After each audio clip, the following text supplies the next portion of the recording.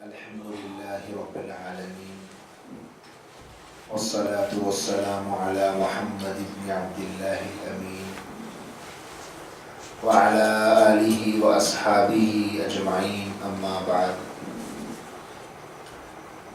قال الله تبارك وتعالى في القرآن المجيد: أعوذ بالله من الشيطان الرجيم بسم الله الرحمن الرحيم بل هو قرآن مجيد في لوح محفوظ صدق اللہ العظیم. گزشتہ درس میں وحی کی ضرورت سے متعلق کچھ اہم اور مفید باتیں ہمارے سامنے آئی تھی کہ وحی کہتے کسے ہیں. اللہ تبارک و تعالیٰ کی طرف سے اپنے بندے پر، مخصوص بندے پر اللہ کے کلام کے نازل ہونے کو، اس کی کوئی بھی شکل ہو، وحی کہتے ہیں. چاہے براہ راست اللہ پاک بندے سے مخاطب ہو جیسے نبی سے، یا پھر فرشتے کے ذریعے سے اپنا پیغام پہنچائے، یا پھر اللہ تبارک و تعالیٰ کسی اور شکل میں اپنے بندے تک پیغام پہنچائے، اس کو وحی کہتے ہیں. اور وحی کی ضرورت اس لیے ہے کہ دنیا میں زندگی گزارنے کے واسطے انسان کو اچھی اور بری کی تمیز سیکھنی ضروری ہے، اور اس اچھی اور بری کے درمیان تمیز کرنے کے لیے علم کی ضرورت ہے. اور علم انسان کو حواس خمسہ یعنی انسان ہی کے جسم میں موجود اعضاء سے حاصل ہو سکتا ہے. آنکھ سے، کان سے، ناک سے، زبان سے، ہاتھ پیر سے. جہاں پر یہ اعضاء عاجز آ جاتے ہیں، انسان کی رہنمائی نہیں کر سکتے، وہاں سے انسان کی عقل انسان کی رہنمائی کرتی ہے. اور عقل بھی ایک جگہ جا کر عاجز آ جاتی ہے، اس کے بعد سے رہنمائی کرنے کے لیے کوئی ذریعہ انسان کے پاس نہیں. اب جو ذریعہ ہے انسان کی رہنمائی کرنے کا، وہ وحی کا ذریعہ ہے. اور وحی کی رہنمائی میں انسان اپنی زندگی کے اچھے اور برے فیصلے کر سکتا ہے. اس لیے وحی کی ضرورت ہے. اور وحی کی عقلی ضرورت بھی اس اعتبار سے ہے کہ اللہ نے انسان کو دنیا میں بھیجا ہے ایسے نہیں کہ ایسے ہی دنیا میں جاؤ اور موج مستی کر کے آ جاؤ. کوئی مقصد ہے، کوئی منصوبہ ہے کہ دنیا میں جا کر ایسے زندگی گزارو جیسے کام کرنے سے میں خوش ہوتا ہوں ویسے کام کر کے آؤ. تو عقلی ضرورت بھی ہے. کوئی آدمی کسی کو بازار بھیجے تو کوئی نہ کوئی مقصد بتا کر بھیجتا ہے. اللہ نے انسان کو دنیا میں بغیر مقصد کے بھیجا، یہ بات عقل نہیں آ سکتی، اللہ کی شان کے مطابق نہیں. لہذا عقل کی ضرورت، وحی کی ضرورت عقل کے اعتبار سے بھی سمجھ میں آتی ہے. پھر وحی کی شکلیں اور وحی کے طریقے اور وحی کی کیفیتیں بھی ہمارے سامنے آئی تھی. ایک بات یاد رکھیں کہ وحی کی ضرورت وہیں پر انسان کو پڑتی ہے جہاں سے عقل اس کی عاجز آ جاتی ہے. اگر کوئی انسان اپنی ہی عقل کو سب کچھ سمجھنا شروع کر دے تو سوائے گمراہی کے اور اسے کچھ نہیں مل سکتا. جب لوگوں نے عقل ہی کو سب کچھ سمجھنا شروع کر دیا کہ عقل سے کام بنتے ہیں، عقل کے بغیر کچھ نہیں ہو سکتا، عقل ہی سب کچھ ہے. اور یاد رکھیں عقل میں اللہ نے بہت ملکہ رکھا ہے. عقل کے بغیر انسان حقیقت میں کچھ نہیں کر سکتا.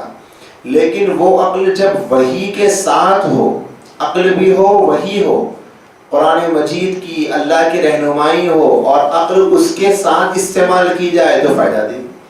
اور عقل وحی کی روشنی کے بغیر استعمال کی جائے تو پھر انسان کو سوائے گمراہی اور جہالت اور ضلالت کے کچھ حاصل نہیں ہوتا. پچھلے زمانے میں تاریخ پر ایک بدنما داغ، ایک ایسا بادشاہ بھی گزرا ہے اس زمین پر کہ جس نے اس بات کا دعویٰ کیا تھا کہ میری عقل یہ کہتی ہے کہ ہمارے اپنے گھر میں جو ہماری بہن ہے اس سے شادی کرنا کا جواز ہونا چاہیے. یعنی وہ یہ کہنا چاہتا تھا کہ اس کے کہنے کا مقصد یہ ہے کہ بھئی ہمارے گھر میں اپنی بہن ہے جو میرے اپنے مزاج کو سمجھنے والی ہے, میری پسند ناپسند کا اس کو علم ہے, میرے اچھے اور برے کی تمیز کر سکتی ہے, میری کیئرنگ کر سکتی ہے, میرا خیال کرنے والی ہے, اس کے اندر سب صلاحیتیں موجود ہیں. تو یہ بات تو عقل میں نہیں آتی کہ میں اپنی بہن کو کسی اور گھر بھیج دوں اور کسی ایسے عورت سے نکاح کر لوں جس کو میرے بارے میں کچھ نہیں پتا, وہ میرا خیال کر سکتی ہے یا نہیں کر سکتی, میرے اچھے اور برے کا اس کو کچھ پتا نہیں ہے.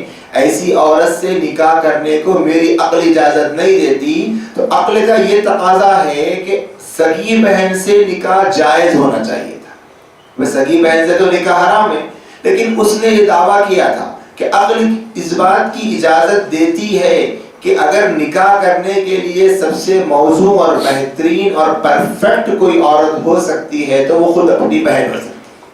اب آپ بتائیں اس اعتراض کا, اس سوال کا, اس تھیوری کا, اس نظریے کا عقل ہی سے کیا جواب دے سکتے ہیں؟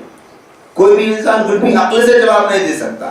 جب تک وحی کی رہنمائی نہیں آئے گی, وحی کی رہنمائی کے بغیر کوئی جواب نہیں دے سکتا. عقل سے جواب بھلا کوئی دے پائے گا؟ ہو سکتا ہے بہت سے لوگ یہ کہیں گے کہ بڑی بد اخلاقی والی بات کہہ دی, فلاں کہہ دی, فلاں کہہ دی, یہ کیسی بات کہہ دی, یہ تو کام ہونے والا نہیں ہے, ایسا کرنے سے بہت برا ہوگا. بہت ساری چیزیں انسان کہہ سکتا ہے, لیکن اپنی عقل کے سے اس کو غلط قرار دیں یہ کوئی آدمی بھی نہیں کر سکتا, کیونکہ وہ عقل کی تھیوری ہے, عقل کا نظریہ ہے. وہ یہ کہہ رہا ہے کہ اپنی سگی بہن سے نکاح کرنے کو جائز ہونا چاہیے تھا, میری عقل یہ کہہ رہی ہے. حالانکہ وحی کا جب ہم سامنا کریں گے تو وحی بتلاتی ہے, وحی کی روشنی سے ہم کو یہ علم ملتا ہے کہ اپنی سگی بہن سے نکاح کرنا کبھی بھی جائز نہیں ہو سکتا, یہ تو حرام. تو ایسے بھی لوگ گزرے ہیں, اور عقلی ہی کی بنیاد پر اتنے انسان, اتنی قومیں اور اتنی تنظیمیں, اتنی جماعتیں عقل کی بنیاد پر گمراہ ہوئی ہیں. اور ایک بات ہم اچھی طرح ذہن میں رکھ لیں کہ جتنے بھی لوگ آج تک پوری 1400 سالہ تاریخ میں گمراہ ہوئے ہیں ان میں سے اکثر و بیشتر قرآن مجید کا نام لے کر گمراہ ہوئے ہیں. اس کا سبب یہ ہے کہ اپنی عقل سے قرآن کو سمجھنے گئے, اپنی عقل سے قرآن مجید کے اندر غوطہ زنی کرنی شروع کر دی کہ ہماری عقل تو یہ کہتی ہے, ہماری عقل یہ کہتی ہے, یہ ایسے نہیں ایسے ہونا چاہیے تھا, ایسے نہیں ایسے ہونا چاہیے تھا. جب ہمارے درس کا سلسلہ آگے بڑھے گا اور جب تفسیر شروع کریں گے تو تفسیر کے بھی کچھ اصول ہوتے ہیں, جب وہ ہم سنیں گے تو اس چیپٹر میں ہمارے سامنے تفصیلات آئے گی کہ تفسیر کرنے کے لیے بھی کیسی صلاحیتیں آدمی کے اندر ہونی چاہیے. آج کل جو ایک چل رہا ہے مزاج کہ جو چاہے جس کے من میں آ گئے, صرف ترجمہ پڑھنے آ جائے تو آدمی مطلب بیان کر رہا ہے. بڑے بڑے قرآن مجید کی آیت کا ترجمہ پڑھ لیا اور کہتے ہیں کہ نہیں میرے سمجھ میں قرآن کی آیت کا یہ مطلب آ رہا ہے. اسی وجہ سے لوگ گمراہ ہو رہے ہیں. خیر بہرحال ابھی ہمارا آج کا وہ موضوع نہیں ہے, تو میں یہ کہنا چاہ رہا ہوں عقل کی وجہ سے بہت سے لوگ گمراہ ہوئے ہیں. اسی لیے ضرورت ہے وحی کی. جہاں وحی کی روشنی ہوتی ہے وہاں پر عقل کا بگاڑ دور ہوتا ہے, عقل کی خرابی دور ہوتی ہے, عقل کی گندگی دور ہوتی ہے.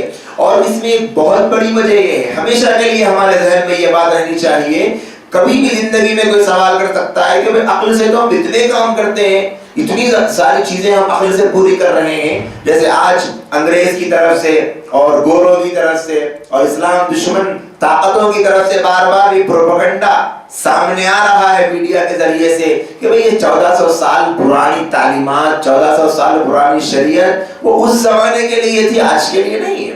بہت سے لوگ اس بات کو بار بار وائرل کراتے جا رہے ہیں اور پوری انسانیت کے سامنے یہ میسج بھیجا جا رہا ہے کہ مسلمانوں کے یہاں تو وہ 1400 سال پرانی تعلیمات پہ عمل کرتے ہیں, ان کے یہاں کوئی نیا اسٹرکچر نہیں, وہ پرانا 1400 سال پہلے کا دھڑ لے کے وہ جی رہے ہیں.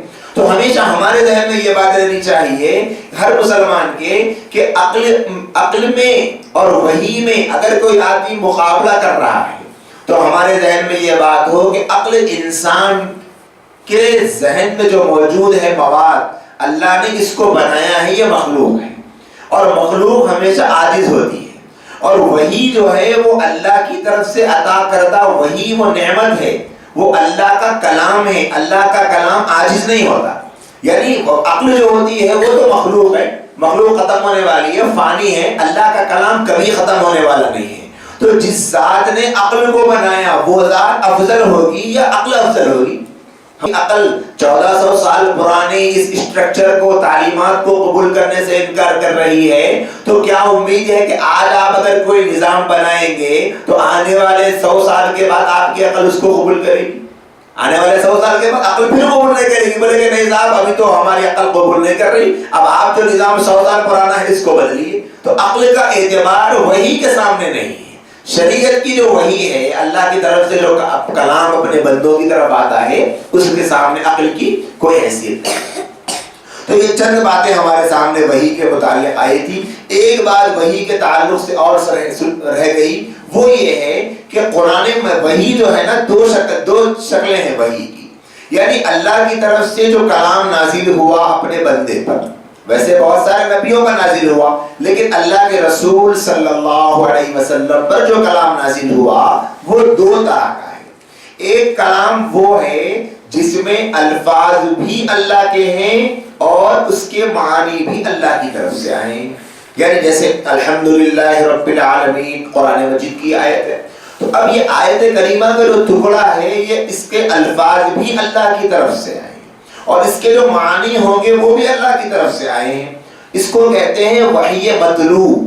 مطلوع یعنی ایسی وحی جس کی تلاوت کی جاتی ہے، جس کو ریڈ کیا جاتا ہے، جس کو پڑھا جاتا ہے، اس کو کہتے ہیں وحی مطلوع. یعنی جس کو پڑھا جاتا ہے، جس کو ریڈ کیا جاتا ہے. جیسے آج ہم قرآن مجید کو دیکھتے ہیں کہ قرآن مجید کیا ہے؟ وحی مطلوع ہے، یعنی ایسی وحی ہے جو پڑھی جاتی ہے. اب دیکھیں 1400 سال سے قرآن مجید کتنا پڑھا جا رہا ہے، کوئی کتاب اس کا مقابلہ تو دور کی بات، مقابلے کا تصور بھی نہیں کر سکتی. تو یہ وحی مطلوع ہے. ایک اور وحی ہے جس کو وحی غیر مطلوع کہتے ہیں. غیر مطلوع کا مطلب ایسی وحی جس کو پڑھا نہیں جاتا، جس کی تلاوت نہیں کی جاتی، اور وہ ہے حدیث. ایک ہے قرآن، ایک ہے حدیث. قرآن ہے وحی مطلوع یعنی جس کی تلاوت کی جاتی ہے، اور حدیث ہے وحی غیر مطلوع یعنی جس کی تلاوت نہیں کی جاتی. اسی لیے فقہاء نے مسئلہ لکھا ہے کہ قرآن مجید کی تلاوت کرنے پر نیکیاں ملے گی، اور حدیث رسول کے تلاوت کرنے پہ نیکیاں نہیں ملے گی. یعنی حدیث پڑھنے پر آپ کو جو فائدے حاصل ہو سکتے ہیں وہ ہوں گے، لیکن حدیث کی عبادت کے پڑھنے پر ثواب ملے گا ایسی بات کسی عالم نے، کسی فقیر نے نہیں لکھی ہے. اس کی ایک وجہ ہے، وہ وجہ یہ ہے کہ وحی غیر مطلوع یعنی ایسی وحی جس کی تلاوت نہیں کی جاتی، اس میں مضمون تو اللہ کی طرف سے ہوتا ہے. یعنی اس وحی کا جو مضمون ہے وہ اللہ کی طرف سے ہوتا ہے، لیکن الفاظ جبرائیل علیہ السلام کے یا پھر اللہ کے رسول صلی اللہ علیہ وسلم کے ہوتے ہیں. دونوں میں فرق سمجھ میں آیا آپ کو کہ وحی مطلوع یعنی قرآن مجید جس میں الفاظ بھی اللہ کی طرف سے اور معانی بھی اللہ کی طرف سے ہوتے ہیں. اور وحی غیر مطلوع یعنی حدیث میں یہ ہوتا ہے کہ مضمون تو اللہ کی طرف سے ہوتا ہے. اسی لیے قرآن کی ایک آیت ان هو الا وحی یوحی کہ اللہ فرماتے ہیں کہ ہمارے نبی جو بھی کہتے ہیں یہ ان کی طرف وحی کی جاتی ہے، یعنی اپنی طرف سے نبی کچھ بھی نہیں کہتے ہیں. تو اب معلوم یہ ہوا ہے کہ اللہ کے نبی علیہ السلام پر وحی جتنی نازل ہوئی، اللہ کی طرف سے جتنا کلام نازل ہوا، اس کے دو پارٹ ہو گئے. پہلا پارٹ ہے قرآن جس کے الفاظ بھی اللہ کی طرف سے اور معنی بھی اللہ کی طرف سے، اور دوسرا پارٹ ہے حدیث یعنی جس کا مضمون جو ہے، جو اصل کانسیپٹ ہے، جو اس کا پیراگراف کے اندر جو مضمون، جو معنی، جو میسج ملتا ہے وہ تو اللہ کی طرف سے ہیں، لیکن الفاظ جو ادا ہوئے ہیں وہ اللہ کے نبی علیہ السلام کی زبان سے. یعنی اللہ کے نبی علیہ السلام نے اپنی زبان سے الفاظ ادا کر دیے، یا پھر جبرائیل امین نے اللہ کے نبی کو آ کر سنایا. الفاظ نہیں سنائے، مضمون سنایا، پیراگراف کا جو مضمون اور خلاصہ ہے وہ سنایا. تو معلوم ہوا قرآن مجید الفاظ بھی معنی بھی دونوں اللہ کی طرف سے ہیں، اور حدیث رسول مضمون تو اللہ کی طرف سے ہے لیکن الفاظ اللہ کے رسول صلی اللہ علیہ وسلم کی. یہ فرق ہے وحی مطلوع اور غیر مطلوع میں. یہ بحث اس لیے بتانی پڑ رہی ہے، ایک طبقہ ایسا ہے جو اس وحی غیر مطلوع کا انکار کرتا ہے. ابھی اسلام کے آغاز کے وقت سے یہ فتنہ نہیں تھا، بلکہ جب سے مغرب میں مسلم سماج نے مغربی تہذیب کو، مغربی تمدن کو، مغربی کلچر کو کامیابی کی چیز سمجھ لیا، یہ مسلمانوں نے ٹھان لیا کہ جب تک ہم مغرب کو فالو نہیں کریں گے، یہودیت کو فالو نہیں کریں گے، ان کی تہذیب اور کلچر کو فالو نہیں کریں گے، جب تک ہم لوگ کامیاب نہیں ہو سکتے. جب انہوں نے یہ مان لیا تو آپ غور کریں، جو وحی مطلوع ہے قرآن، اس میں بنیادی باتیں بتلائی جاتی ہے. کیا بتلایا جاتا ہے قرآن میں؟ ہمارے سامنے پیچھے اسباب میں آ چکا ہے کہ قرآن مجید میں 5 بنیادی مضامین آتے ہیں. ایک ہے توحید کا مضمون، دوسرا احکام کا مضمون، تیسرا ہے اخلاق، چوتھا ہے ایام اللہ یعنی پچھلی قوموں کے تذکرے، پانچواں ہے موت کے بعد کا تذکرہ. یہ 5 چیزیں قرآن مجید میں تفصیل کے ساتھ نہیں آتی، تفصیل کے ساتھ نہیں آتی کہ ایک ایک مسئلے کو بیان کرے گا قرآن، بلکہ قرآن مجید میں شارٹ جتنی ضرورت ہے اتنا بتا دیتا ہے قرآن. آپ پورے قرآن کا جائزہ لے کر دیکھیں تو آپ کو میراث کے مسائل جتنی تفصیل سے بیان کیے ہیں اللہ نے کسی اور مسئلے کو نہیں بیان کیے، صرف میراث کے مسائل کو. اور علماء نے لکھا ہے کہ میراث کے مسائل ایسے ہیں کہ صرف قرآن مجید میں پورے مسائل آپ کو مل جائیں گے تفصیل کے ساتھ. پورا ایک صفحہ 15 سطر کا پارے 4 میں سورہ نساء میں اللہ پاک نے یوصیکم اللہ فی اولادکم للذکر مثل حظ الانثیین کے ذریعے سے پورا ایک صفحے میں جتنے میراث کے مسائل ہو سکتے تھے نازل کر دی. اور جو میراث کی کتابیں ہیں جو پڑھائی جاتی ہے عالمیت کے شعبوں میں، جو نوجوان فضلاء فارغ ہوتے ہیں عالم، ان کو جو کتابیں پڑھائی جاتی ہے اس میں بھی بس جو کتاب آتی ہے تو کہہ دیا جاتا ہے کہ دیکھو یہ جتنے مسائل ہیں پورے قرآن میں موجود ہیں. قرآن مجید کی آیت کو پڑھو، اس کو حل کرو اور تمام مسائل کا استنباط یا پھر اس کو سمجھنا جو بھی آپ کر سکتے ہیں وہ کرتے جائیں. اتنی تفصیل کے ساتھ میراث کے مسائل اللہ نے قرآن میں بیان کیے، کوئی اور مسئلہ نہیں بیان فرمایا. اب دوسرے جو مسائل ہیں جیسے کہ نماز ہے، نماز کی فرضیت قرآن مجید میں سے ثابت ہے، اور نماز کے سلسلے میں قرآن مجید میں عصر کی نماز کا وقت بھی ملتا ہے کہ حافظوا علی الصلوات والصلاۃ الوسطی، کہ نماز کی حفاظت کرو، خاص طور پر درمیانی نماز کی، وہ عصر کی نماز ہے. ایسی مغرب کے سلسلے میں اور عشاء کے سلسلے میں، فجر کے سلسلے میں علماء نے مختلف آیات سے، مختلف ذریعوں سے، مختلف طریقوں سے نمازوں کا ثبوت قرآن سے بیان کیا ہے. لیکن قرآن مجید نے نمازوں کی تعداد کو، نمازوں کی رکعات کو اور نمازوں کی کیفیت کو، نماز کیسے پڑھنا ہے، نماز کس کو کہتے ہیں، نماز اقیم الصلاۃ تو اللہ نے کئی جگہ کہہ دیا، لیکن نماز کہتے کسے ہیں یہ نہیں بیان کیا. یہ حدیث بیان کرتی ہے کہ حدیث میں اللہ کے نبی علیہ السلام نے نماز پڑھ کے بتایا، نماز کا طریقہ بتایا، نماز کی رکعتیں بتائی، فجر کی 2، ظہر کی 4، عصر کی 4، مغرب کی 3، عشاء کی 4، یہ سب حدیث میں موجود ہے. ایسے ہی زکوٰۃ دینے کا وآتوا الزکاۃ، حدیث میں قرآن میں کئی جگہ پر ہے زکوٰۃ دینے کا حکم. لیکن زکوٰۃ کیسے دینا ہے، کتنی دینا ہے، کتنے مال سے دینا ہے، کس مال میں کتنی دینا ہے، سونے میں کتنی، چاندی میں کتنی، اور ایسے ہی جانوروں میں کتنی، کھیتیوں میں کتنی، یہ سب تفصیلات قرآن میں موجود نہیں ہے. اور ایسے ہی اب آپ دیکھ لیں حج کرنے کا جو مسئلہ ہے قرآن میں موجود ہے، وَأَتِمُّوا الْحَجَّ، حج کو مکمل کرو. اللہ پاک نے فرمایا حج کا حکم دے دیا، لیکن حج کیسے کرنا ہے اللہ پاک نے کوئی تفصیل نہ بیان فرمایا، حدیث میں موجود ہے. روزہ رکھنے کے سلسلے میں یا ایھا الذین آمنوا کتب علیکم الصیام کما کتب علی الذین من قبلکم لعلکم تتقون، اے ایمان والو جیسے تم سے پہلوں پر روزہ فرض کیا گیا تمہارے اوپر بھی فرض کیا جا رہا، لہذا روزہ رکھو. لیکن روزہ کہتے کسے ہیں؟ قرآن مجید نے بس اتنا کہہ دیا ثم اتموا الصیام الی اللیل، کہ تم روزے کو کیا کرو، رات تک مکمل کرو. کب سے مکمل کرو، کیسے مکمل کرو، اس کی تفصیل کہاں ہے؟ حدیث میں موجود ہے کہ بھئی آپ سحر اس وقت کریں اور افطار اس وقت کریں، اور روزے کے یہ کنڈیشنز ہے کہ کھانا نہ کھائے، پانی نہ پیے، نکاح ہو جائے تو میاں اور بیوی ملاقات نہ کرے، یہ کنڈیشنز ہے حدیث میں یہ بیان کیا گیا. تو ایسے ہی میرے دوستوں جتنی تفصیلات ہم کو احادیث میں ملتی ہے وہ ساری کی ساری قرآن کی. تو کیا ہو گیا، قرآن میں بنیادی عقائد بیان کیے جاتے ہیں.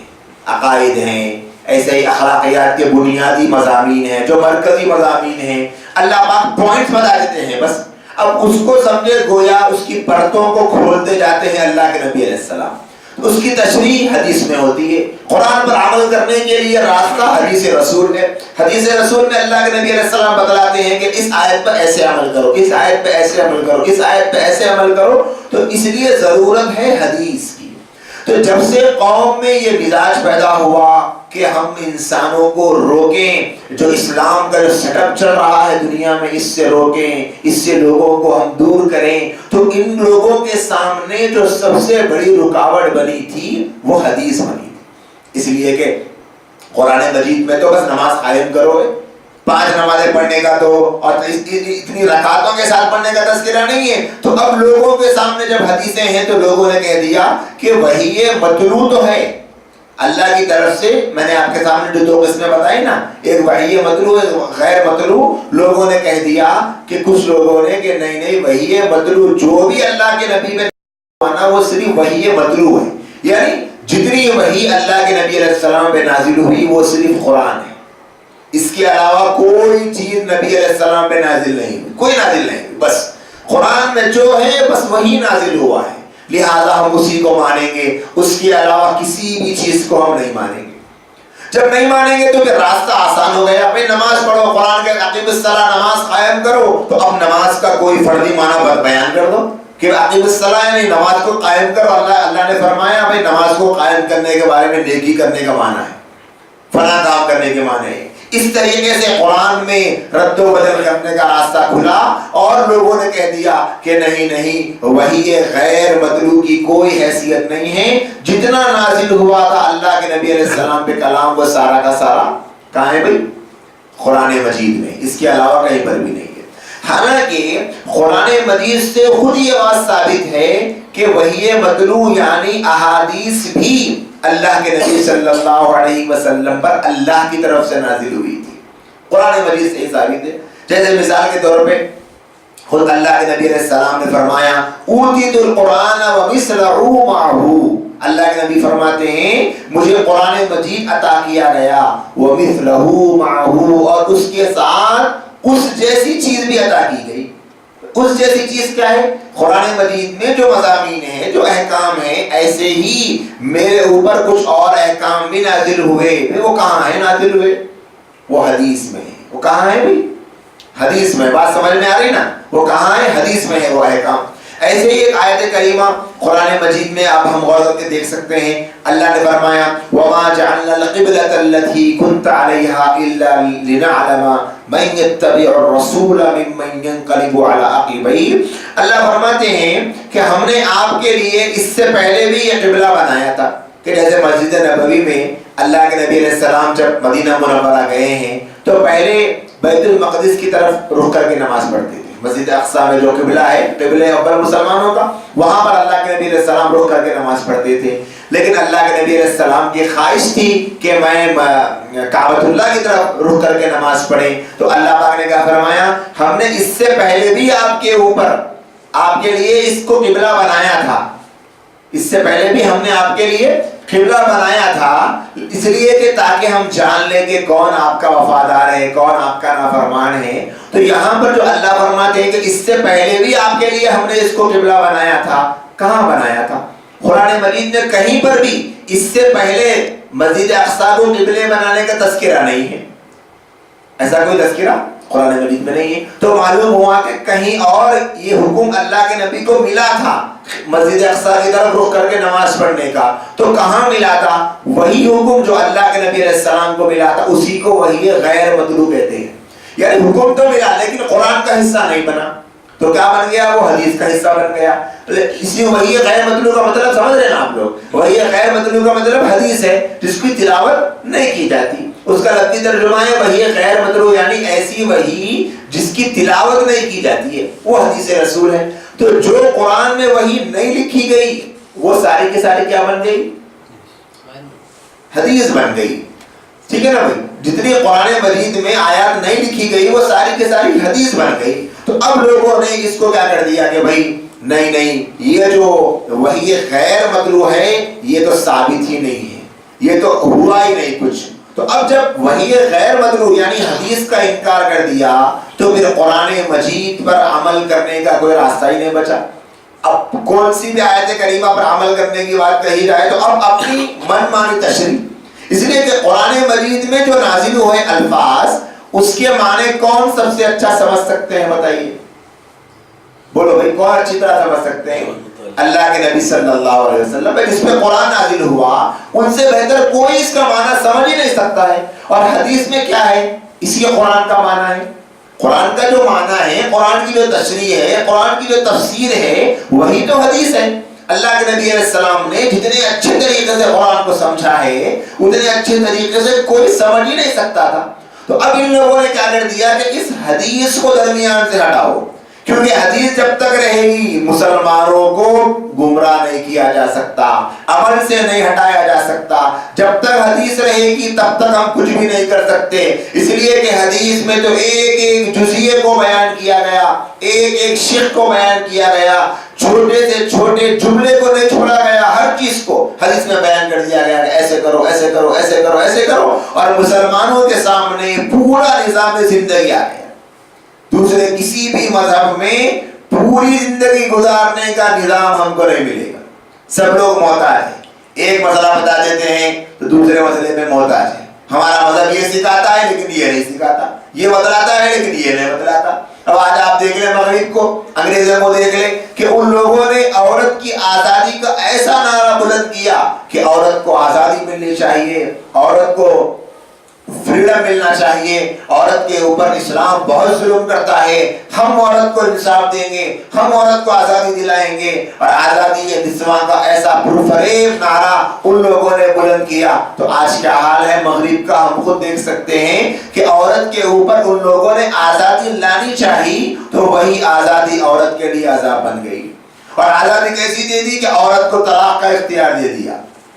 اسلام عورت کو طلاق کا اختیار نہیں دیتا, وہ کہتے ہیں کہ عورت پر ظلم ہے, لہذا ان لوگوں نے اس ظلم کو ہٹانے کے لیے عورت کو طلاق کا اختیار دے دیا. تو وہ بیچاری عورت ایسی ہو گئی کہ اب جتنے زیادہ وہاں پر طلاق ہوتے ہیں اتنے کسی ملک میں نہیں ہوتے. یہی وجہ تھی کہ اسلام نے عورت کو نہیں دی اتھارٹی. کیوں نہیں دی؟ اس لیے کہ عورت کا مزاج جذبات کا ہوتا ہے, جذبات میں آ کر جلد فیصلے کر لیتی ہے, اس میں سوچنے اور سمجھنے کی صلاحیت ہوتی تو ہے لیکن مرد کے مقابلے میں بہت کم ہوتی ہے. مرد سوچ سمجھ کے فیصلہ کرتا ہے, عورت فیصلے کرنے کے بعد سوچا کرتی ہے. تو اسلام نے کہا کہ نہیں نہیں, ہم عورت کو یہ اتھارٹی نہیں دیتے ہیں, طلاق کا اختیار مرد کو دیا. لیکن ان لوگوں نے کہا کہ نہیں نہیں, عورت پہ بہت ظلم کر رہا اسلام, ہم عورت کو طلاق کا اختیار دیں گے. طلاق کا اختیار دیا اور دیکھ لیا کہ ان کے یہاں شادی شدہ کم اور مطلقہ زیادہ ہے. اور جب کیا ہوا, جب عورت کے ہاتھ میں اختیار دے دیا تو پھر اس کا نتیجہ یہ نکلا کہ وہاں پر لوگوں نے شادی کرنی چھوڑ دی. اچھا, ان لوگوں نے کیا کیا, جب طلاق کا اختیار دے دیا تو عورتیں طلاق دینا شروع کر دی. تو مردوں نے کہا کہ جب طلاق دے رہے ہیں تو لہذا اب اور شادیاں کرو, ایک سے دوسری کرو, تیسری کرو, چوتھی کرو. تو ان لوگوں نے ایک اور قانون بنایا کہ نہیں نہیں, اب اگر کوئی عورت کسی کو چھوڑ دے اور کوئی کسی کو ڈیورس دے دے تو اتنا پیسہ بننا پڑے گا. اگر گورنمنٹ کے ریکارڈ میں یہ فل ہو گیا کہ آپ نے اپنی بیوی کو ڈیورس دے دیا ہے تو اتنا پیسہ جرمانے کے طور پہ بننا پڑے گا. اب جب جرمانہ لگا دیا, کیوں لگایا؟ جب یہ سائیڈ ایفیکٹ دیکھا ان لوگوں نے کہ عورتیں طلاق دیتی جا رہی ہے اور معاشرے کا سسٹم تباہ ہو رہا ہے, کہ نکاح جو ہے انسان کا فیملی بیک گراؤنڈ کریٹ کرتا ہے. جس معاشرے میں نکاح ہوتا ہے اس معاشرے میں فیملی سسٹم ہوتا ہے. اور آج آپ دیکھ لیں گوروں کے یہاں فیملی سسٹم ہی نہیں ہے, اس لیے کہ جب فیملی سسٹم تب ہوگا جب بچے کو ماں باپ کو پتا رہے گا. وہاں کے بچوں کو پتا ہی نہیں کہ ہمارا باپ کون ہے, ہماری ماں کون ہے. تو ان لوگوں نے جب دیکھا کہ بھئی یہ طلاق دے رہے ہیں تو ان لوگوں نے کہا کہ یہ جو نقصان ہو رہا ہے اس کی بھرپائی ہم جرمانہ لگا کر کریں گے. اب جب جرمانہ لگایا تو مردوں نے دیکھا کہ جرمانہ لگائیں گے تو جرمانہ تو اس وقت لگے گا جب ہمارا ریکارڈ جائے گا حکومت کے دفتر میں کہ اس صاحب نے اپنی بیوی کو طلاق دے دیا. تو ان لوگوں نے یہ کرنا شروع کر دیا کہ ٹھیک ہے ہم بیوی کو طلاق ہی نہیں دیں گے. وہ طلاق بھی دے دیے تو بولے کہ نہیں صاحب ہم آپ کے ساتھ رہیں گے, تجھے چھوڑیں گے نہیں. تو یہاں پر بیوی کو ساتھ میں رکھا اور اس کے ساتھ میں گرل فرینڈ کا تصور معاشرے میں عام ہو گیا. लोगों ने कहा कि क्यों छोड़ो, छोड़ेंगे तो फिर पेनल्टी बननी पड़ेगी, जुर्माना बनना पड़ेगा, और उस जुर्माने के बनने के बाद में फिर नई टेंशन, लिहाजा बीवी को वैसे ही रख दो और साथ में गर्लफ्रेंड ने पालना शुरू करो। अब जब गर्लफ्रेंड माशरे में आम हो गई तो फिर वहां से जिनाकारी बढ़ती चली गई, जब जिनाकारी बढ़ती चली गई तो फिर बच्चे जिना से पैदा होना शुरू हो गए, जब बच्चे जिना से पैदा होना शुरू हो गए तो बच्चों को माँ बाप का पता नहीं रहा, जब बच्चों को माँ बाप का पता नहीं रहा तो वहां के सैकड़ों बच्चे ऐसे हैं जिनके एडमिशन स्कूल और कॉलेजेस में हैं, लेकिन वहां पर फादर की जगह पे अननोन लिखा जाता है कि पता नहीं कि बाप कौन है। जब बाप ही कौन है नहीं पता, तो जब शादी का मसला आता है तो वो सोचता है कि भाई कौन करेगा, इसका बाप ही नहीं है तो पता नहीं है कहां से पैदा हो गया है, लिहाजा हम इसको बच्ची नहीं देंगे। जब बच्ची नहीं देंगे तो वो कहता है कि भाई मुझे जरूरत भी नहीं है शादी की, वो भी अपनी गर्लफ्रेंड बनाकर पूरा निजाम वहां का दरहम बरहम हो गया अपनी अक्ल को चलाने के साथ। और इस्लाम ने कितना खूबसूरत तस्वीर दिया, इस्लाम की हर हुक्म में हिकमतें भरी हुई है। आज लोग एतराज कर रहे हैं क्यों इस्लाम की तालीमात की हिकमतें नहीं जानते। इस्लाम ने हर चीज में बैलेंसिंग रखी है। ऐसा नहीं है कि लोग कहते हैं कि औरतों पे बड़ा जुल्म हो रहा है, बड़ा जुल्म हो रहा है, मर्द बड़े जालिम हैं। नहीं, अल्लाह ने बहुत सारी औरतों को भी ये एतराज होता है, इसलिए कि ये मीडिया जो है इतना प्रोपेगेंडा करता है, इतना प्रोपेगेंडा करता है कि सच को इंसान झूठ समझने लगता है। चलिए एक मिसाल, एक आदमी जा रहा था रास्ते से, तो किसी ने कहा कि भाई आपको पता है कि आपकी बीवी बेवा हो गई। अब वो परेशान कि मेरे जिंदा होते हुए मेरी बीवी कैसे बेवा हो सकती है। आगे बढ़ा, किसी और दूसरे ने कहा कि आपकी बीवी बेवा हो गई है। हमने कहा मेरे जिंदा रहते हुए कैसी हो सकती है। तीसरे ने कहा, चौथे ने कहा, पांचवें ने कहा, छठे 5, 6, 8, 10 लोगों ने कहा कि भाई आपकी बीवी बेवा हो गई। अब जा रहा है, परेशान है। किसी ने रोका कि भाई कहाँ जा रहे हो। कहने लगा यार घर जाकर पता करूंगा, लोग कह रहे हैं कि मेरी बीवी बेवा हो गई, मुझे मालूम करना पड़ेगा कैसे बेवा हो गई। कहने लगे अरे यार तू तो जिंदा है, तेरी बीवी कैसे बेवा हो जाएगी। वो कहता है मैं भी तो वही सोच रहा हूँ, लेकिन लोग कह रहे हैं तो हो सकता है कि मेरी बीवी बेवा हो गई।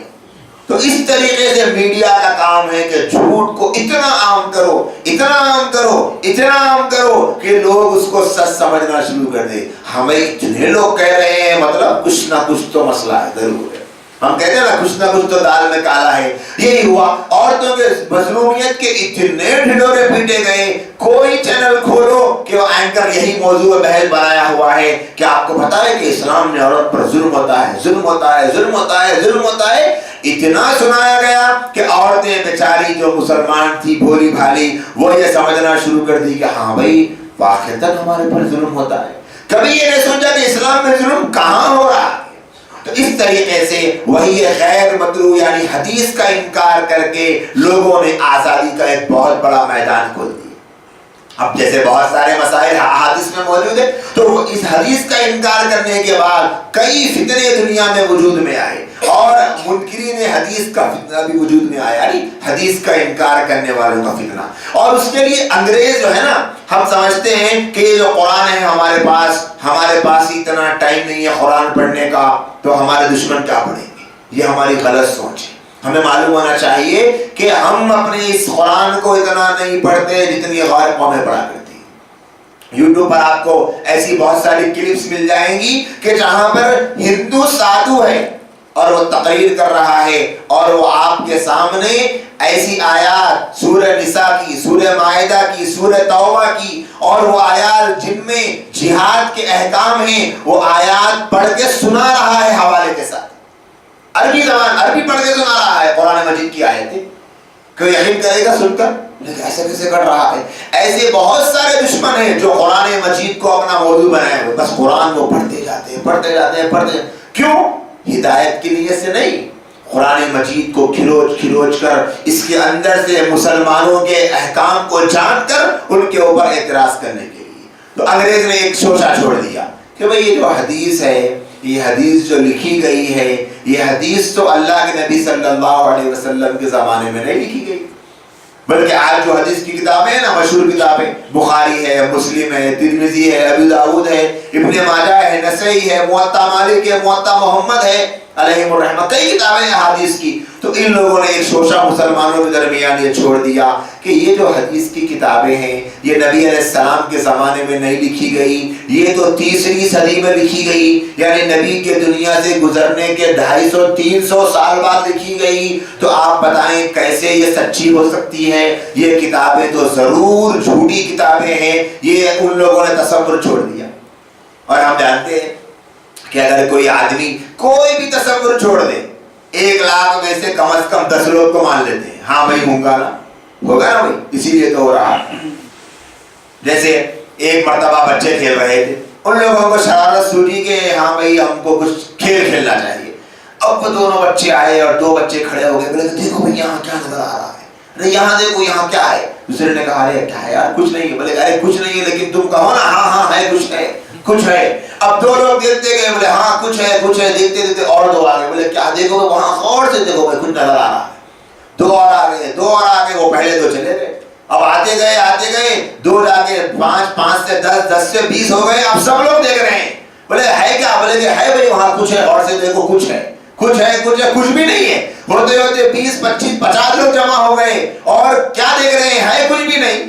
بولے کیا ہو گیا؟ بولے کچھ ہے بھائی. تو لوگوں میں ایک مزاج، جہاں بھیڑ جمع ہو جاتی ہے کھڑے ہو جاتے ہیں. اب راستے میں دیکھ لیں اگر کسی کی گاڑی بس تھوڑی سی بیلنس سلپ ہو جائے، اب وہ بیچارہ اگر بیٹھ جائے تو اب 2-4 لوگ کھڑے ہو جائیں گے. اب ان چاروں کو دیکھ کر اچھا بڑا جانے والا کیا ہو گیا کہ بھائی گاڑی رکا کے وہ کھڑا ہو گیا. اب وہ ہوتے 50 آدمی ہو گئے. اب جب پیچھے والے پوچھا کیا ہوا؟ نہیں بھائی کچھ تو ہوا ہوگا اس لیے اتنے لوگ کھڑے. انہیں آگے والے کوئی پوچھ نہیں رہا ہے، ہر کوئی بس کھڑے ہوئے ہیں کچھ تو ہوا. معلوم کیا تو بھائی کچھ بھی نہیں ہوا. اس بیچارے کی گاڑی کا ٹائر سلپ ہوا تھا، وہ اٹھا اور چلا بھی گیا، لیکن لوگ 2 لوگ کھڑے ہو کر تبصرہ کر رہے ہیں. تو یہی حال ہے. جب لوگوں نے شوشہ چھوڑا کہ نہیں بھئی یہ 300 سال بعد حدیث کی کتابیں گھڑی گئی ہے، لہٰذا یہ کتابیں سچی نہیں ہو سکتی، تو اب لوگوں نے اس کے اوپر غور کرتے کرتے ایک بہت بڑا فتنہ دنیا میں وجود میں آ گیا اور حدیث کا انکار کر رہے. بولے کہ حدیث ہے ہی نہیں. اب جب انکار کیا تو اس نے سوچے بھی جو 300 سال پرانی ہیں اور قرآن مجید کی آیات اور احادیث میں جو بظاہر اعتراض نظر آتا ہے، تعارض ٹکراؤ نظر آتا ہے کہ بھئی یہ آیت سے تو یہ حدیث ٹکرا رہی، قرآن میں الگ حکم آ رہا حدیث میں الگ حکم آ رہا. ایسی بات احادیث ظاہر میں نظر آتی ہے. انشاءاللہ درس کے دوران آئندہ وہ مواقع آئیں گے تو میں آپ کے سامنے ایکسپلین کروں گا کہ ان حدیث میں اور اس آیت کریمہ میں کوئی ٹکراؤ نہیں ہے. لیکن ان لوگوں نے بتایا اور اس طریقے سے کئی کتابیں حدیث کے خلاف لکھ دی، کئی کتابیں امام بخاری کے خلاف لکھ دی، کئی کتابیں امام مسلم کے خلاف لکھ دی. اور امام بخاری کی کتاب، مسلم، ترمذی، نسائی، ابن ماجہ حدیث کے ذخیروں سے چن کر ایسی احادیث کو نکالا کہ جن احادیث کو پڑھنے سے انسان کو شکوک و شبہات پیدا ہوتے ہیں، اور اس کو پھیلاتے چلے گئے کہ دیکھو جیسے ایک بہت بڑا اعتراض، ایک مثال آپ کے سامنے دے دوں تاکہ بات سمجھ میں آ جائے. حضرت عائشہ صدیقہ رضی اللہ تعالی عنہا کے نکاح کے اوپر کہ اللہ کے نبی علیہ السلام کا نکاح مبارک اما جان عائشہ رضی اللہ تعالی عنہا سے 6 برس کی عمر میں ہوا تھا اور 9 برس کی عمر میں رخصتی ہوئی تھی. تو اب جن لوگوں نے حدیث کا انکار کر دیا ان لوگوں نے یہ شوشہ چھوڑ دیا کہ دیکھو بھائی نبی علیہ السلام اتنے بڑی شخصیت. اور ایک اچھی بات ہمیشہ آپ یاد رکھ لیں کہ کوئی بھی انسان گمراہی کے راستے پر گمراہی کے طریقے سے نہیں جاتا، اچھے طریقے سے جاتا ہے. وہ نبی صلی اللہ علیہ وسلم کے مقام کو بیان کرنے کا نام لے کر، سمجھ آئی نا بات، نبی علیہ السلام کے مقام کا نام لے کر لوگوں کے سامنے یہ مسائل پھیلاتے ہیں. جیسے مثال کے طور پہ کہتے ہیں کہ نبی علیہ السلام کا اتنا بڑا مقام، آپ انسانیت کی رہنمائی کے لیے، رہبری کے لیے اتنی زبردست دعوت لے کر آئے تھے کہ آپ کی ذات سے یہ ممکن ہے کہ آپ 52 ایئرز کے 50 سال سے زائد کی آپ کی عمر ہو جائے اور آپ 6 برس کی بچی سے نکاح کریں. عقل سے سوچ رہے ہیں نا؟ ہاں عقل کہتی ہے ہاں بھائی بات تو صحیح ہے. اور ایسے سوالات جس میں بہت زیادہ مکسنگ کی جاتی ہے، جو بالکل سنتے ہی کانوں کو چونکا دینے والے. کیا نبی اس لیے آئے تھے 6 برس کی بچی سے نکاح کرنے کے لیے؟ کیا نبی کی یہ شان ہو سکتی؟ ایسے اس قسم کے سوالات کھڑا کر دیتے ہیں کہ آدمی سمجھتا ہے کہ ہاں واقعتاً میں بات تو صحیح ہے، ایسا کیسا کر سکتے نبی، ہو سکتا ہے جھوٹی بات ہوگی. تو ایسے حدیثوں سے اعتماد ہٹایا گیا ہے. حالانکہ نبی صلی اللہ علیہ وسلم نے اما جان عائشہ رضی اللہ تعالی عنہا سے 6 برس کی نکاح عمر میں نکاح فرمایا تھا، اور آپ کا نکاح بھی خود اللہ تبارک و تعالیٰ نے پڑھوایا ہے، یعنی اللہ تبارک و تعالیٰ نے کروایا ہے۔ اللہ نے جبرائیل امین حضرت عائشہ صدیقہ رضی اللہ تعالی عنہا کی تصویر کو لائے تھے، کس شکل میں لائے تھے تصویر کو لا کر بتایا اور فرمایا کہ یا رسول اللہ تبارک و تعالیٰ حکم دیتے ہیں کہ اس لڑکی سے آپ کا نکاح، تو اللہ کے نبی علیہ السلام کا نکاح ہوا، اور رخصتی 9 برس میں ہوئی۔ رخصتی یعنی جب بیوی اپنے شوہر کے گھر چلے جاتی ہے اس کو رخصتی کہتے ہیں، تو 9 برس کی عمر میں رخصتی ہوئی، اور یہی رخصتی اللہ کے نبی صلی اللہ علیہ وسلم کا نکاح ہے، یعنی 9 برس میں گویا آپ کا نکاح ہوا۔ تو 9 برس کی عمر میں لڑکی بالغ ہو جاتی ہے عام طور پہ 9، 10، 11، اور حضرت صدیق اکبر رضی اللہ تعالی عنہ کا یہ نصیبہ تھا کہ آپ سوچ کر دیکھیں کہ جب اللہ کے نبی علیہ السلام سے بہترین شوہر حضرت عائشہ صدیقہ رضی اللہ تعالی عنہ کو کوئی مل سکتے تھے؟ فقہاء نے لکھا ہے بعض اوقات لڑکی کے لیے جلد نکاح کرنا اس لیے ضروری ہو جاتا ہے کہ اس سے بہتر نکاح نہیں مل سکتا، اس سے بہتر رشتہ نہیں مل سکتا۔